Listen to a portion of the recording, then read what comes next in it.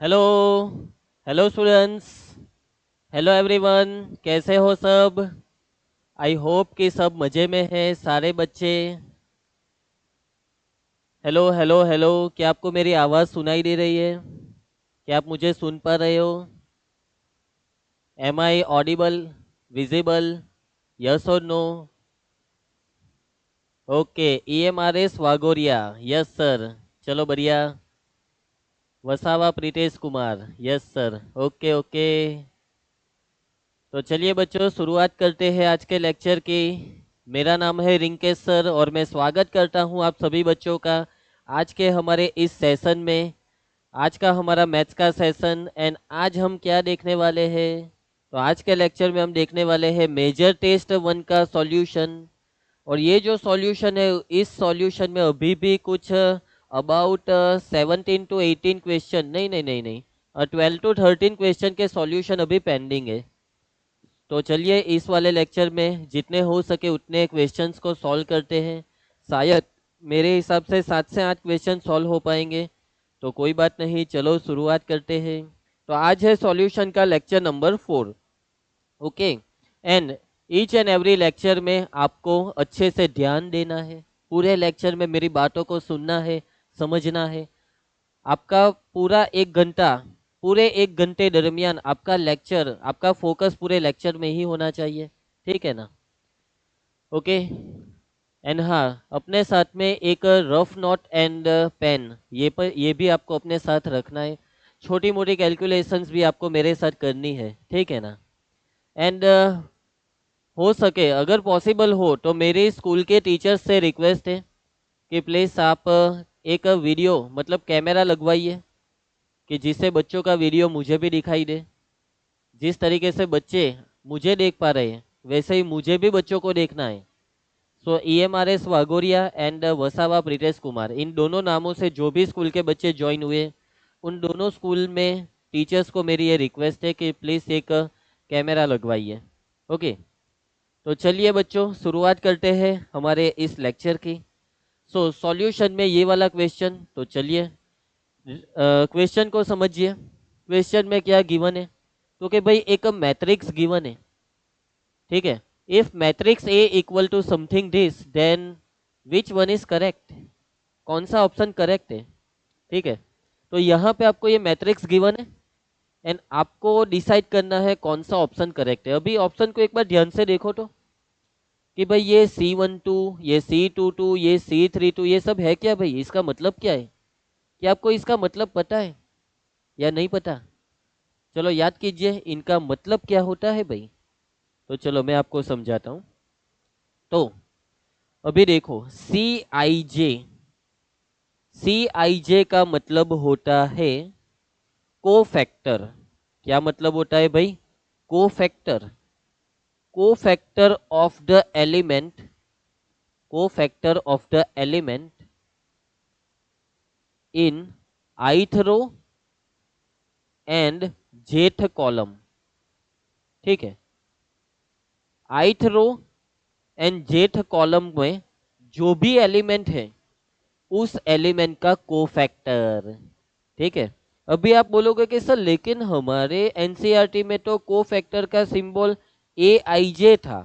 तो हाँ, सही बात है। ठीक है, आपकी बात तो सही है कि भाई ये जो कोफैक्टर है ना, उसका सिंबल कैपिटल AIJ होता है। लेकिन capital AIJ is equal to capital CIJ, यानी जेई के एग्जाम में सिंबल में कैपिटल C भी आ सकता है। So capital A and capital C, ये दोनों सिंबल को आप यूज कर सकते हो। ठीक है। एंड और एक चीज थी आपकी टेक्स्ट बुक में, MIJ। MIJ का मतलब पता है ना? माइनोर।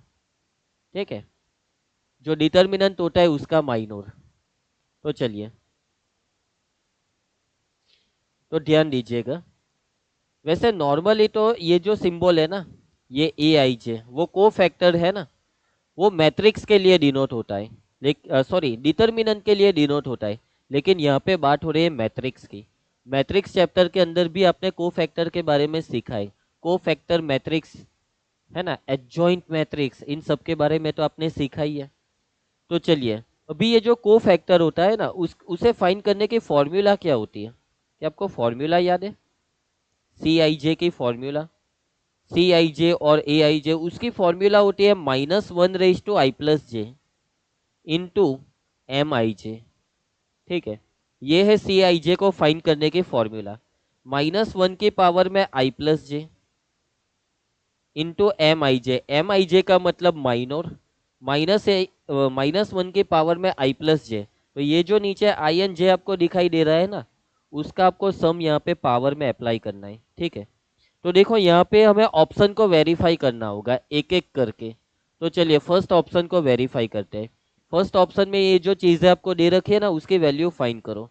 तो फर्स्ट है C12, C12 का मतलब first row and second column. ये फर्स्ट रो है, ये सेकेंड कॉलम है, उसका जो भी एलिमेंट है ना, उसका कोफैक्टर फाइंड करो। ठीक है, first row and second column के एलिमेंट का कोफैक्टर फॉर्मूला के हिसाब से -1 की पावर में ये जो नीचे 1 2 लिखा है ना, उसका सम पावर में लिखना है, यानी 1+2। अभी first row and second column का एलिमेंट ये 2, उसको हाइड कीजिए और बाकी का जो एक्सपांस है वो, या एक्सपांसन है वो आपको लिखना है। तो ये 2 × 2 यानी 4, माइनस ये 2 × 1 यानी 2, ये हो जाएगा -1 का क्यूब, -1 का क्यूब तो -1 के बराबर, 4 - 2 यानी 2 के बराबर। तो ये हमारा आंसर हुआ -2। उसके बाद C22 फॉर्मूला के हिसाब से -1 की पावर में 2+2।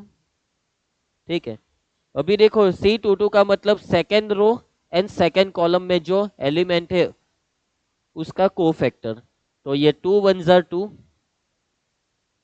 -3 1 ज़ा 3। सो -1 की पावर 4 यानी वो तो +1, एंड 2 - 3 यानी -1। तो ये आंसर आएगा -1। उसके बाद है C32, -1 की पावर 3+2।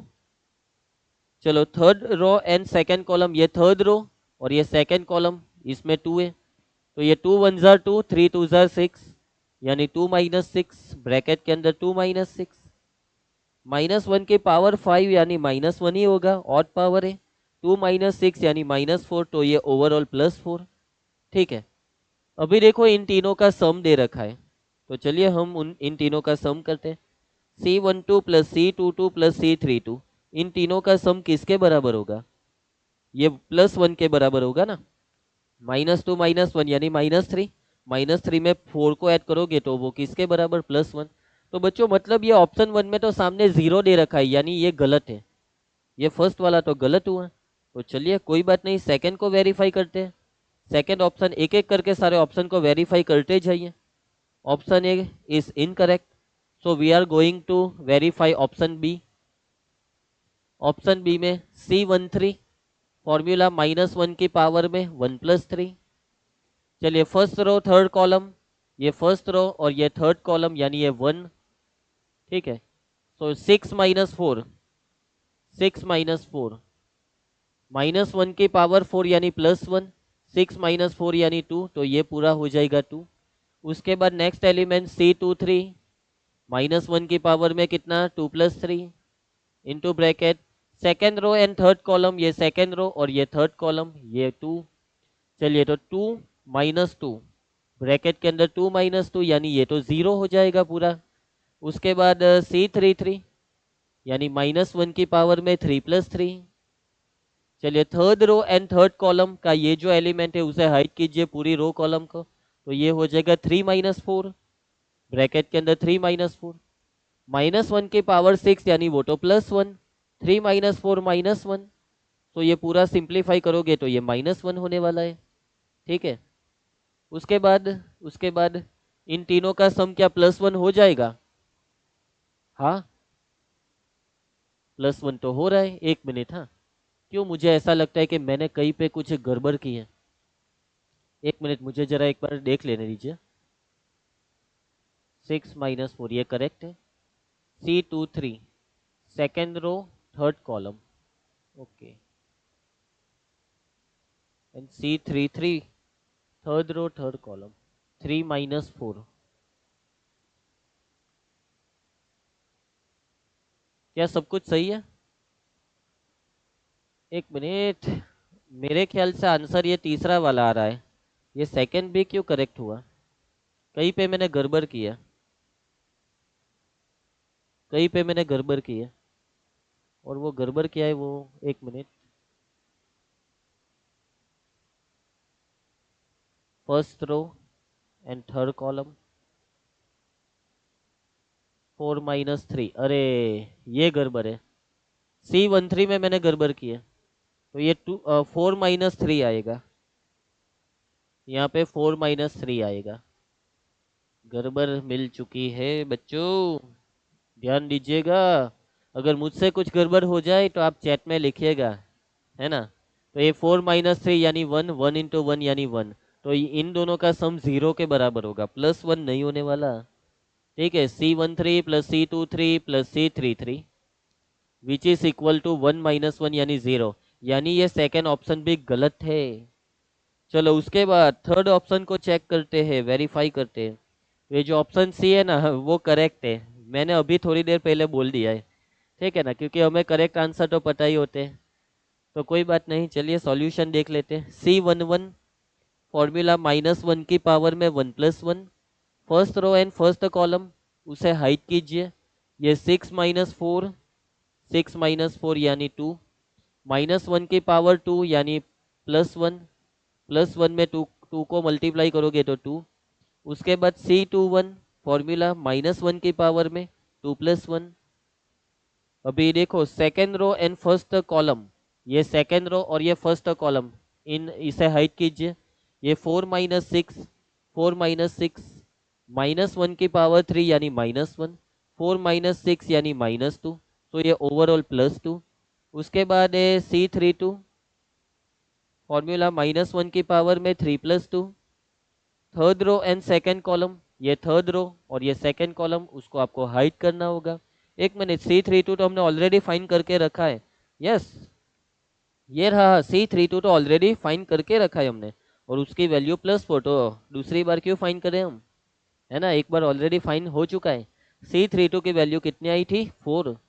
तो देखो इन दोनों का सम यानी 2 + 2 4 जो इसके बराबर है, C11 + C21 यानी 2 + 2 which is equal to 4 which is equal to C32। So this option is correct, option C. अभी ये जो फोर्थ ऑप्शन है ना, ऑप्शन डी, उसे वेरीफाई करने की अभी तो कोई रिक्वायरमेंट है नहीं, क्योंकि आपको करेक्ट आंसर मिल चुका है। लेकिन अगर चाहो तो एक बार वेरीफाई कीजिएगा। LHS एंड RHS डिफरेंट ही हो गया है ना। ओके, आई होप कि इस क्वेश्चन को आप इस क्वेश्चन में आपको सारी चीज़ें समझ आ चुकी होगी। बहुत ही सिंपल क्वेश्चन था, है ना। अंडरस्टूड, एनी डाउट, कोई भी डाउट हो तो बोलिएगा। तो फिर चलते हैं उसके बाद नेक्स्ट नेक्स्ट क्वेश्चन पे। तो देखो यहाँ पे एक लॉगेरिदमिक इक्वेशन है, और इस इक्वेशन को सेटिस्फाई करने वाली आपको x की वैल्यूज फाइंड करनी है, ठीक है। So the given equation is log 3x - 2 to the base 2 which is equal to log x to the base 1/2। Okay, अभी आपको इस लॉगेरिदमिक इक्वेशन को सिंप्लीफाई करना है, सॉल्व करना है। देखो यहाँ पे चीज़ें दो तरीके से सॉल्व हो सकती है। There are two process. First process कि आप इक्वेशन को सिंप्लीफाई करके एक्स की वैल्यू फाइंड करो, अदरवाइज ऑप्शन चेक करो, ठीक है। ये दो प्रोसेस है आपके पास। अभी देखो ऑप्शन चेक करके आप जल्दी से आंसर फाइंड कर सकते हो, ठीक है। तो ऑप्शन वेरीफाई करना तो आपको आता ही है, लेकिन अगर जरूरत पड़ी इक्वेशन सॉल्व करने की तो उसे सॉल्व कैसे करोगे, तो सॉल्व करना तो मुझे ही आपको सिखाना होगा, ठीक है। तो हम प्रॉपर स्टेप टू स्टेप इसका सॉल्यूशन पहले देख लेते हैं, ठीक है। अभी इस लॉगेरिदमिक इक्वेशन को सॉल्व कैसे करोगे। देखो यहाँ पे लॉग का बेस 2 है और यहाँ पे लॉग का बेस 1/2 है ना। लॉग के बारे में वैसे अपने ट्वेल्थ में मैथ्स के अंदर जो आपका चैप्टर है ना, डिफरेंशिएबिलिटी वाला, यानी कि कंटिन्यूटी एंड डिफरेंशिएशन, ये जो आपका फिफ्थ चैप्टर है। उसके बाद इंटीग्रेशन वाला चैप्टर, इन सारे चैप्टर्स में लॉगेरिदम का इन्वॉल्वमेंट होगा। वहाँ पे आपने लॉग के बारे में कुछ ना कुछ तो सीखा ही होगा, ठीक है। उसके बाद फिजिक्स एंड केमिस्ट्री में भी लॉग का यूज़ होता है। कुछ कुछ क्वेश्चंस होते हैं जिसमें लॉग वाली फॉर्मूला एप्लीकेशंस वगैरह होते हैं, ठीक है। ओके, चलिए तो ध्यान दीजिए। अभी देखो इस इक्वेशन को सॉल्व करने के लिए सबसे पहले ये जो आपको लॉग दिखाई दे रहा है ना, आपको कुछ कुछ भी करके इस लॉग को यहाँ से हटाना होगा। आप बोलोगे कि सर हटाना है तो हटा दीजिए ना, इस लॉग को कैंसिल कर दो। अरे बेटा ऐसे नहीं, थोड़ा ऐसे थोड़ी ना कैंसिल होता है। देखो आप, आपके पास दोनों साइड एक फंक्शन है एंड आप फंक्शन को रिमूव कर रहे हो, तो फंक्शन को रिमूव करने की भी कुछ प्रोसेस होती है, उस प्रोसेस को आपको अप्लाई करना है। बात को समझिए, ठीक है। तो देखो, अगर आपको यहाँ पे लॉग को रिमूव करना है तो सबसे पहली रिक्वायरमेंट है कि ये जो फंक्शन लॉग है ना, वो वन वन फंक्शन होना चाहिए उसके डोमेन में। यहाँ पे जो भी लॉग का डोमेन है, उस डोमेन में फंक्शन लॉग कैसा फंक्शन होना चाहिए, वन वन फंक्शन, ठीक है। वो फंक्शन इंजेक्टिव होना चाहिए। उसके बाद सेकंड रिक्वायरमेंट कि दोनों साइड लॉग का बेस भी सेम होना चाहिए। देखो सबसे पहले तो यहाँ पे लॉग का बेस देखो, यहाँ पे बेस में 2 है और यहाँ पे बेस में 1/2, यानी दोनों साइड लॉग के बेस अनइक्वल है। तो सबसे पहले आपको ये सोचना होगा कि लॉग के बेस को इक्वल कैसे बनाए। देखो यहाँ पे बेस में 2 है ना, तो एक काम करो, चलो यहाँ पे बेस जो 1/2 है ना, उसे 2 बनाने की कोशिश करो, ठीक है। आपको कोशिश करनी है बेस में 1/2 को 2 से रिप्लेस करने की कोशिश करनी है। यहाँ पे आप लिख सकते हो log to the base 2 3x minus 2। Left side को मैंने एज इट इज लिखा, राइट साइड पे log x है। उसका बेस जो 1/2 है ना, उसे लिख सकते हैं हम 2 की पावर -1 यानी 2 इनवर्स। ये तो आपको समझ आ ही चुका होगा। अभी देखो मैं आपको कुछ फॉर्मूला के बारे में बात करने वाला हूँ। और कौन सी फॉर्मूला, तो मान लो कि log a to the base b है। a की पावर में अगर n है, a की पावर में कितना है, n, तो फॉर्मूला आपको ये कहती है कि पावर को आगे लेके आओ, यानी कि log a to the base b और a की पावर में जो n है वो आगे आ जाता है। ये सारी चीज़ें आपने 12th में सीखी है, लेकिन ये वाली चीज़ आपने नहीं सीखी होगी कि मान लो log a है और बेस b की पावर m है, बेस की पावर m, देखना बच्चों बेस की पावर m, तो इसकी फॉर्मूला है log a to the base b। अभी ये जो b की पावर m है ना, वो भी आगे आती है, लेकिन b की पावर m वो रेसिप्रोकल के फॉर्म में आगे आएगी, यानी कि 1 के अपॉन में, ठीक है। बेस की पावर 1 के अपॉन में आती है। यहाँ पे जो a है ना, a की पावर को एज इट इज आगे लेके आओ, लेकिन अगर बेस की पावर को आपको आगे लाना है तो वहां पे आपको उल्टा करना होगा। क्या करना होगा, उल्टा करना होगा, ठीक है ना। तो चलिए ध्यान दीजिए, लेफ्ट साइड को एज इट इज रखना। सो यहाँ पे मैं एक प्रॉपर्टी अप्लाई करने वाला हूँ, मुझे यहाँ पे बेस में 2 चाहिए, 2 का इन्वर्स नहीं चाहिए। तो ये जो पावर में इन्वर्स है, पावर में जो -1 है वो आगे आ जाएगा, ठीक है, ये वाली property. So log x to the base 2, power में जो -1 है वो आगे आएगा, तो 1 के ओपन में -1, ठीक है, 1 के ओपन में लिखना है। So log of 3x-2 to the base 2 equal to 1/-1 यानी minus of log x to the base 2। अभी देखो दोनों side log to the base 2 तो आ चुका है, तो आप बोलोगे कि सर चलो अब कैंसिल करो दोनों को यहाँ से हटाओ।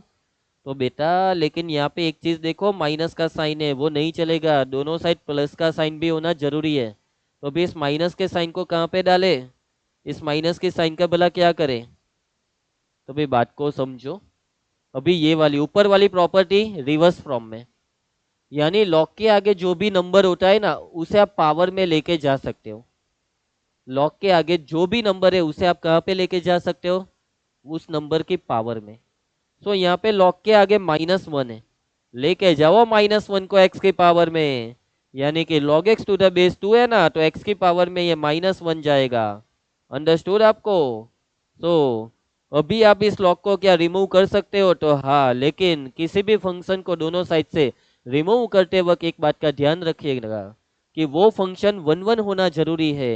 एंड हाँ, आपको एक्सेप्ट करना होगा कि ये जो हमारा फंक्शन है लॉग, ये जो लॉग है वो 1 1 फंक्शन है, लॉग इज 1 to 1 फंक्शन, ये चीज आपको एक्सेप्ट करनी है। आप पूछोगे कि सर क्यों लॉग 1 1 फंक्शन क्यों है, देखो उसका डिटेल में पूरा एक्सप्लेनेशन होता है, बहुत सारी चीजें आपको समझनी होगी, वो अभी मैं समझाने जाऊंगा तो ये वाले क्वेश्चन में सारा समय हमारा निकल जाएगा, ठीक है।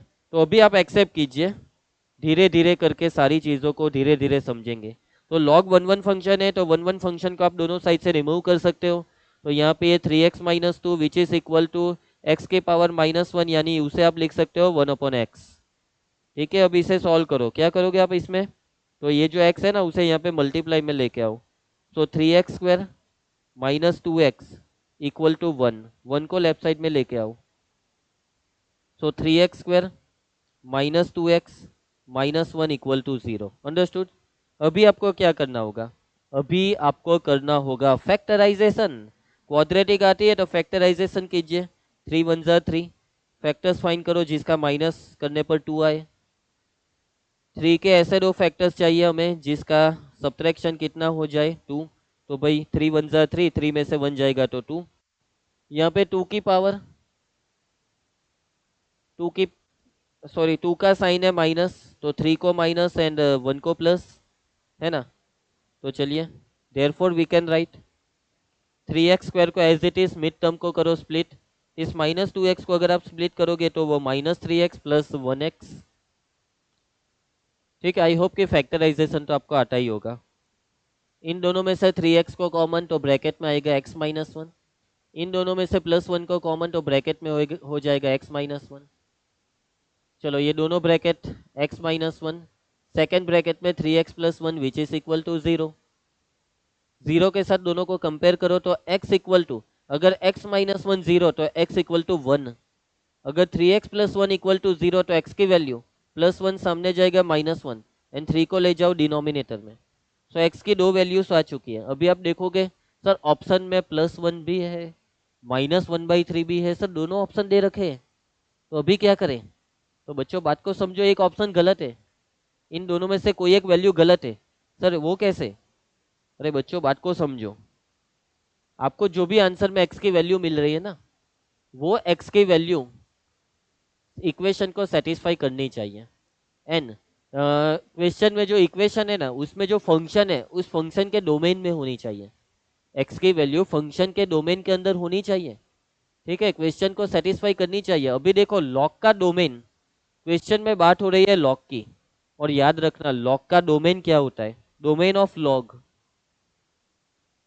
Domain of log is r plus. ठीक है, लॉगेरिथमिक फंक्शन का डोमेन है r प्लस। ये सारी चीजें आपने चैप्टर नंबर 5 डिफरेंशिएबिलिटी वाले चैप्टर में आपने सीखी है कि लॉग का डोमेन होता है r प्लस। ठीक है, तो मतलब ये जो log x है ना, तो x की वैल्यू अगर -1/3 यहाँ पे पुट करोगे तो वो तो नॉट डिफाइंड हो जाएगा। ठीक है, मतलब x की वैल्यू -1/3 को आप क्वेश्चन में पुट ही नहीं कर सकते, यानी x की वैल्यू आपको -1/3 कंसीडर नहीं करना। This value is not possible because this value is not in the domain of log. सो यहाँ पे x की करेक्ट वैल्यू है 1, 1 is the correct answer. And आप डायरेक्ट 1 को क्वेश्चन में पुट करके भी LHS इक्वल टू RHS हो रहा है या नहीं हो रहा, ये चीज़ आप वेरीफाई कर सकते हो। ठीक है, तो ऑप्शन वेरीफाई करना थोड़ा ज़्यादा इजी होगा यहाँ पे आपके लिए। -1/3 तो क्वेश्चन देख के ही पता चलता है कि ये हो ही नहीं सकता, नेगेटिव नंबर लॉग के अंदर जा ही नहीं सकते। अंडरस्टूड पूरा सॉल्यूशन। ठीक है, आई होप कि आपको ये पूरा सॉल्यूशन अच्छे से समझ आ चुका होगा। कोई भी डाउट है तो बता दीजिएगा।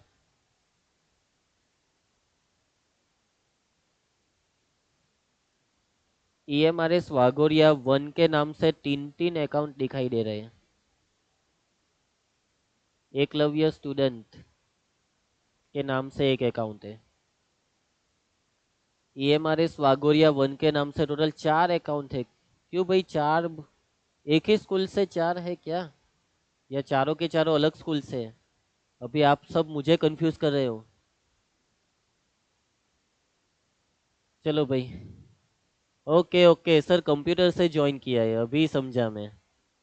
ठीक है बच्चों, चलो बढ़िया। कंप्यूटर में मेरी आवाज़ अच्छे से आ रही है ना?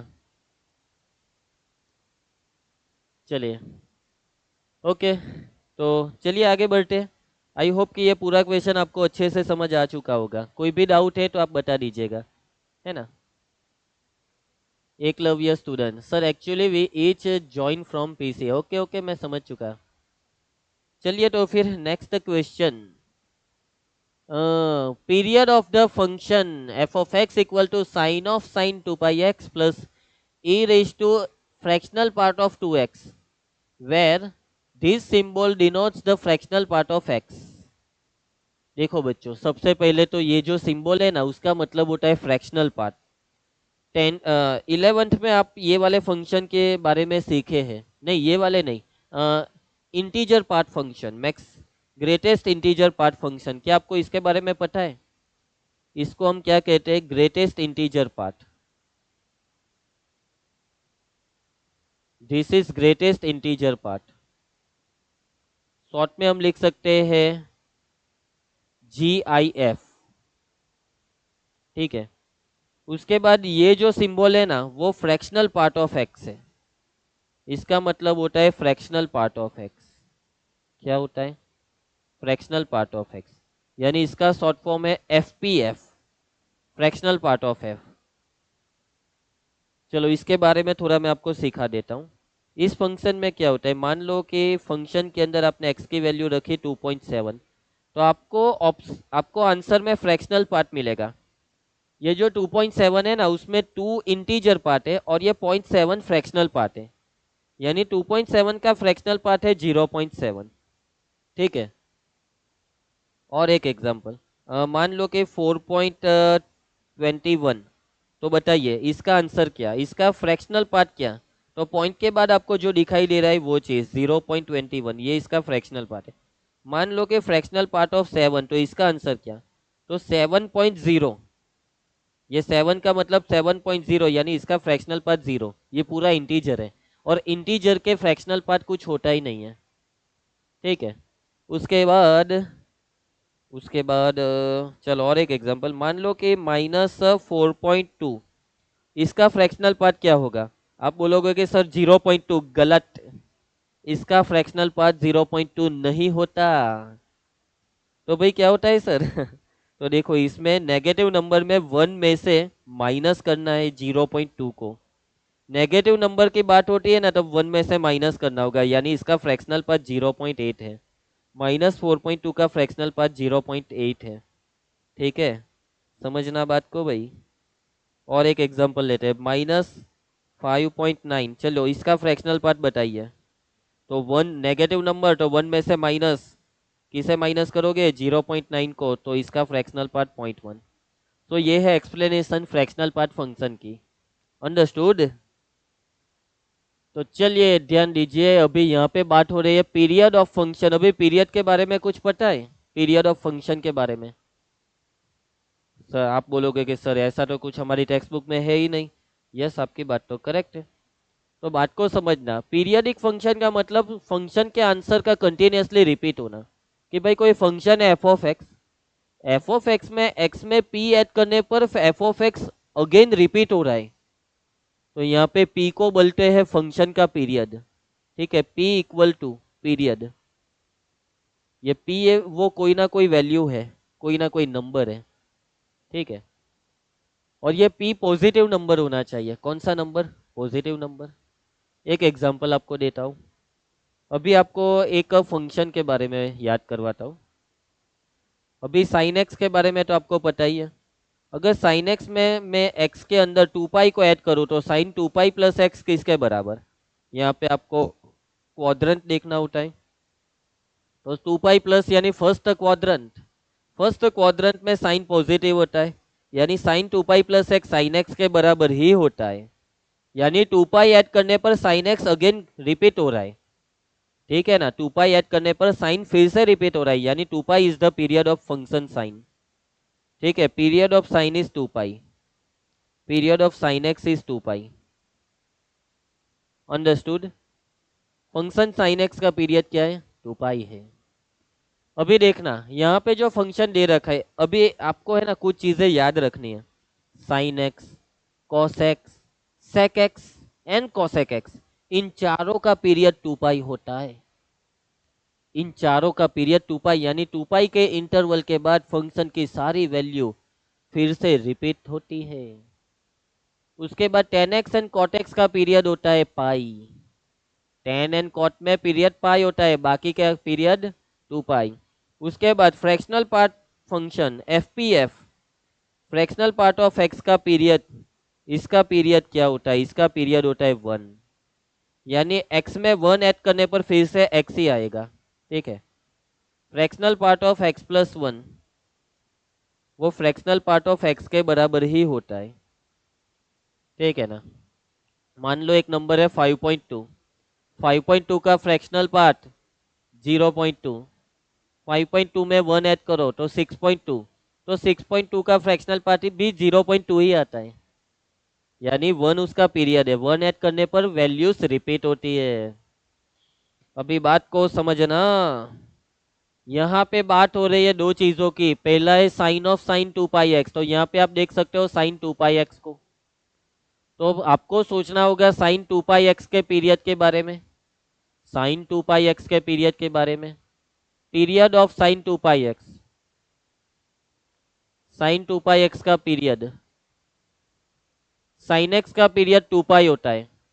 अभी एक बात याद रखना कि अगर यहाँ पे साइन एक्स की जगह पे साइन एक्स इंटू समथिंग है, तो ये जो समथिंग होता है ना, उस समथिंग को वो पीरियड से डिवाइड करना होता है। साइन एक्स का पीरियड 2 पाई होता है, लेकिन एक्स के समथिंग में जो नंबर है उसे डिवाइड करना होता है, और उस पूरे को मॉड्यूलस भी देना होता है। अगर नेगेटिव नंबर है तो उसे पॉजिटिव में कन्वर्ट करने के लिए इस मॉड्यूलस की रिक्वायरमेंट है।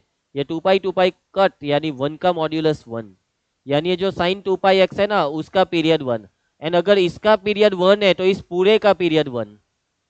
ये जो पूरा sine of sine 2 pi x है ना उसका भी पीरियड 1 ही हो जाएगा। इस पूरे का पीरियड किसके बराबर? 1 के बराबर।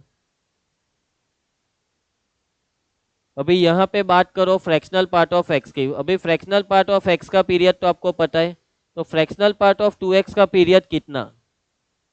फ्रैक्शनल पार्ट ऑफ एक्स का पीरियड होता है 1, तो यहाँ पे मॉड्यूलस के अंदर 1 को डिवाइड करना होगा एक्स के साथ जो नंबर है, एक्स के साथ जो नंबर है उससे 2 से, 1/2 का मॉड्यूलस यानी 1/2।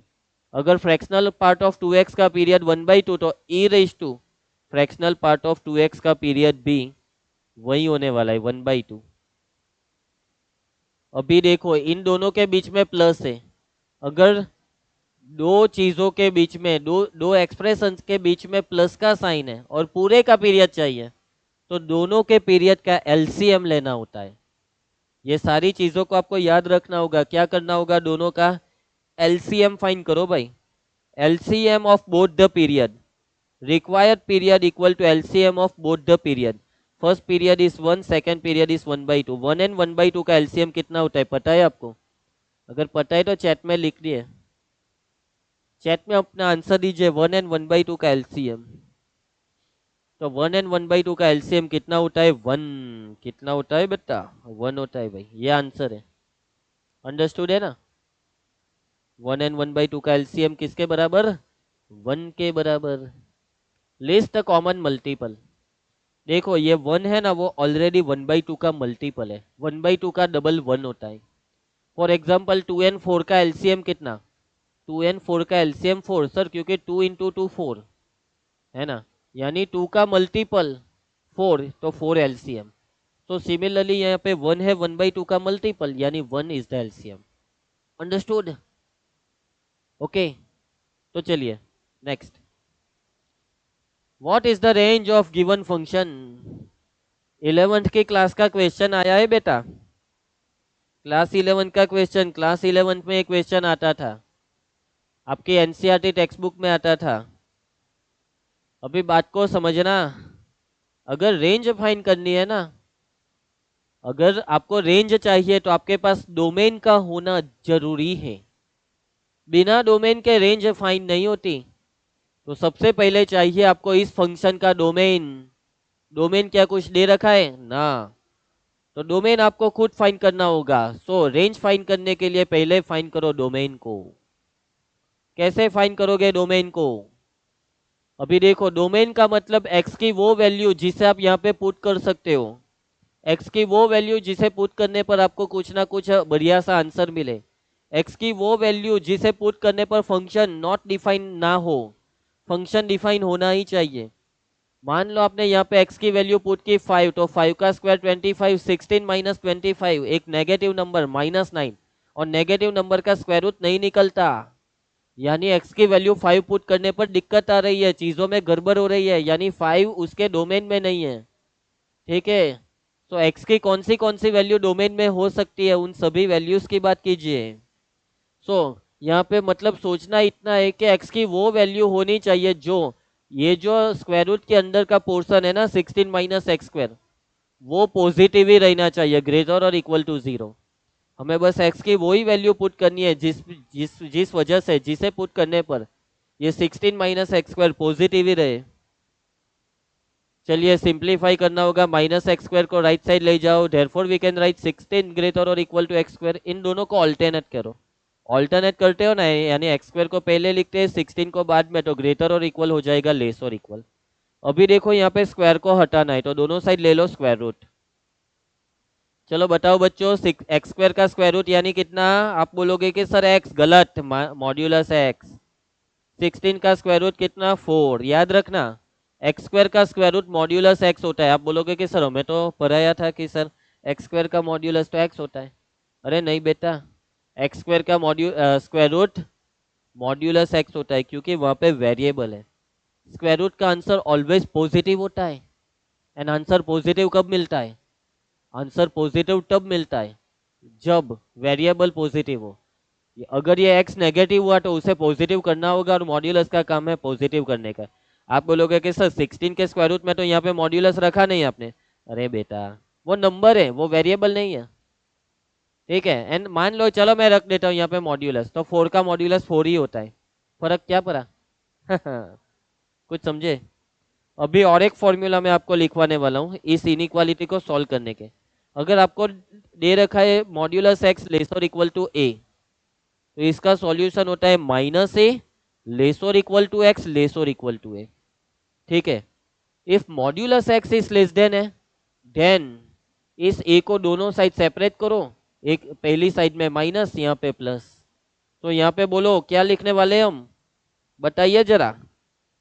सो +4 की साइन चेंज यानी -4 लेस और इक्वल टू एक्स लेस और equal to 4। This is the domain of function F. X की ये वाली वैल्यू -4 से +4 के बीच वाली वैल्यूज इस फंक्शन का आंसर हमें देगी, और इस फंक्शन के स्क्वायर रूट के अंदर वाले पार्ट को नेगेटिव नहीं होने देगी। So this is domain. ये हमारे लिए डोमेन है, लेकिन हमें तो चाहिए range. We requires range. Domain है तो रेंज है। अभी आपके पास डोमेन है तो डोमेन का इस्तेमाल कीजिए रेंज को फाइंड करने के लिए। ठीक है, रेंज कैसे फाइंड करोगे? डोमेन के इस्तेमाल से रेंज को कैसे फाइंड करोगे, अभी बात को समझो। अभी आपके पास एक चीज यहाँ पे है कि भाई x जो है वो -4 से +4 के बीच में है। अभी आप x को कन्वर्ट करो square root of 16 minus x square में। ठीक है, अभी x को कन्वर्ट करो f में। हमें x को बनाना है फंक्शन f। तो चलो जल्दी से बना दो, एक एक करके बनाना होता है। यहाँ पे देखो x की पावर में 2 है, तो यहाँ में पावर में 2 को लेके आओ। आप बोलोगे कि सर तो कर दो ना स्क्वायर, -4 का स्क्वायर 16 लेस और इक्वल टू x का स्क्वायर लेस और इक्वल टू 4 का स्क्वायर 16। ये गलत है बेटा। अगर x -4 से +4 के बीच में है तो x का स्क्वायर 16 एंड 16 के बीच में। ओ भाई साहब, एक्स स्क्वायर 16 टू 16 के बीच में, 16 एंड 16 के बीच में भला क्या होता है? थोड़ा दिमाग दौड़ाइए, 16 एंड 16 के बीच में क्या होगा भाई? कुछ नहीं होगा। तो यहाँ पे 16 नहीं, यहाँ पे 0 आएगा, क्योंकि किसी भी नंबर का स्क्वायर वो 0 या उससे बड़ा होता है। -4 से +4 के बीच में जितने भी नंबर्स है ना, उनका स्क्वायर 0 या उससे बड़ा है, एंड 16 से छोटा है। Square always greater than 0, square 0 या उससे बड़ा होता है। ठीक है, यानी स्क्वायर करने पर यहाँ पे 0 आ जाता है। अभी देखो एक्स स्क्वायर के आगे माइनस का साइन लेके आओ। माइनस का साइन अगर यहाँ पे अप्लाई करोगे ना, यानी -1 से मल्टीप्लाई करोगे, तो लेस देन कन्वर्ट हो जाएगा ग्रेटर देन में। इनइक्वालिटी चेंज, ये आपने 11th में सीखा है। लेकिन मैं यहाँ पे इनइक्वालिटी को चेंज नहीं करूंगा। अगर मैंने एक्स स्क्वायर को माइनस से मल्टीप्लाई किया तो इनइक्वालिटी चेंज करने पर आप इन दोनों को भी चेंज कर सकते हो। यानी 16 को यहाँ पे ले आओ, 0 को वहां पे, और माइनस की साइन दे दो दोनों को। 0 को माइनस की साइन दोगे तो अभी वो तो 0 ही है। अभी माइनस एक्स स्क्वायर के आगे 16 को लेके आओ, 16 को ऐड कर दो। 16 माइनस 16 0, लेस और इक्वल टू ये हो जाएगा 16 माइनस एक्स स्क्वायर। 0 में 16 को ऐड करोगे तो 16, अब इस स्क्वायर रूट को लेके आओ, सबको स्क्वायर रूट दे दो, 0 का स्क्वायर रूट 0, इसका स्क्वायर रूट यानी square root of 16 minus x square, 16 का स्क्वायर रूट होता है 4। आ गया हमारा आंसर। बेटा ये क्या है? अरे सर ये तो एफ ऑफ एक्स है। हाँ बेटा, सो इसकी जगह पे पुट करो एफ ऑफ एक्स। तो ये है रेंज, ये है फंक्शन एफ की range 0 to 4, close interval 0 to 4, this is the range. Understood? Yes और नो? समझ आया? This is the range. चलो उसके बाद next question, if the system of linear equations has infinite number of solutions then A B C must satisfy. ये जो system है ना, ये जो सिस्टम, ये जो इक्वेशन के सिस्टम है उसके पास कितने सॉल्यूशन है? Infinitely many solutions. कितने सॉल्यूशंस है? Infinite solutions. अगर इसके पास इनफाइनाइट सॉल्यूशन है तो एबीसी का रिलेशन क्या होगा? अभी बात को समझना, बात को समझना, चीजें नहीं है। अगर इनफाइनाइट सॉल्यूशन होता है ना, तब जब भी इक्वेशन को इनफाइनाइट सॉल्यूशन होता है तब दो चीजें होती है, एक डेल्टा जीरो हो जाता है एंड दूसरा delta x, delta y, delta z, ये तीनों भी जीरो हो जाता है। अब आप बोलोगे कि सर ये भाई ये सब क्या है, ये डेल्टा क्या है? ये डेल्टा डिटर्मिनेंट है। ये डेल्टा कौन सा डिटर्मिनेंट है? कोएफिशिएंट का डिटर्मिनेंट। ठीक है, determinant of coefficient, determinant of coefficient of x y Z.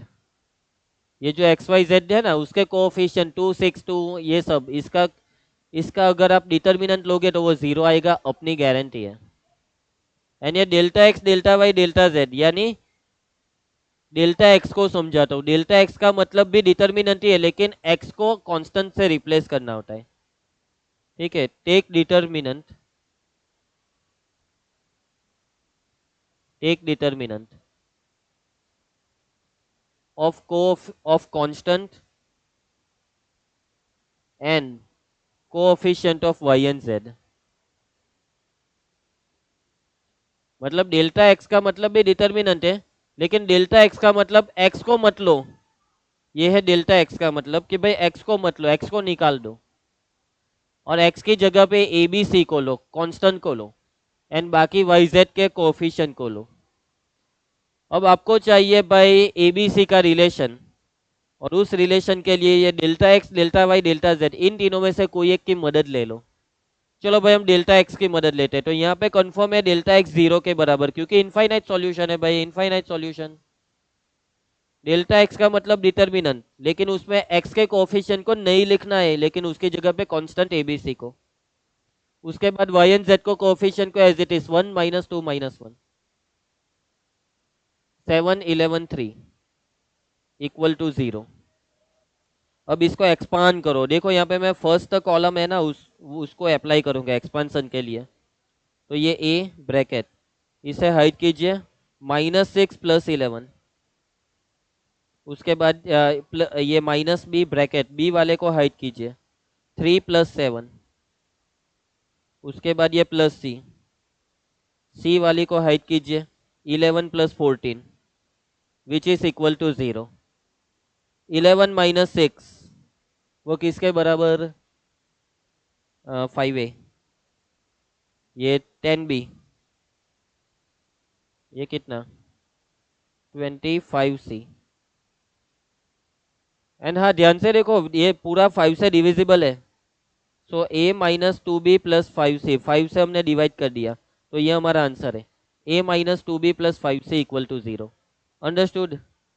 समझ आया आप सभी को? चलो बढ़िया, नाइस। तो बच्चों अभी हमारा टाइम हो चुका है, ठीक है। सो आज हम यहाँ तक ही देखेंगे। आई होप कि आज के लेक्चर में हमने जितने भी क्वेश्चंस को सॉल्व किया वो आपको अच्छे से समझ आ चुके हैं, है ना। अभी बस थोड़े से शायद 9 या 10 ही क्वेश्चन हमारे सॉल्व करने बाकी है। तो अभी हम नेक्स्ट लेक्चर में मिलने वाले हैं, तब उन सभी लेक्चर को सॉरी उन सभी क्वेश्चन को सॉल्व करेंगे। योगेश राठवा सर, एक क्वेश्चन है, बताओ ना। बता दो यार, लास्ट में 2-3 मिनट तो हमें बातें करने के लिए मिलती है। तो चलो कर लेते हैं कुछ बातें, ठीक है। अभी देखो कल सैटरडे को आपकी मैथ्स के एग्जाम है, चैप्टर 1 और 2। चैप्टर 1 जो है ना, चैप्टर 1 वो कौन सा है? Relation and function. And second chapter है इनवर्स ट्रिगोनोमेट्री। ये दो चैप्टर आपको करके आना है। इस वाले क्वेश्चन में कोई दिक्कत है? योगेश राठवा, आगे का क्वेश्चन सॉल्व करो। मतलब ये वाला क्वेश्चन, इसके आगे यानी ये वाला, या नेक्स्ट क्वेश्चन, प्रीवियस या नेक्स्ट? नेक्स्ट, ये वाला क्वेश्चन, ये सॉल्व करवा दूँ?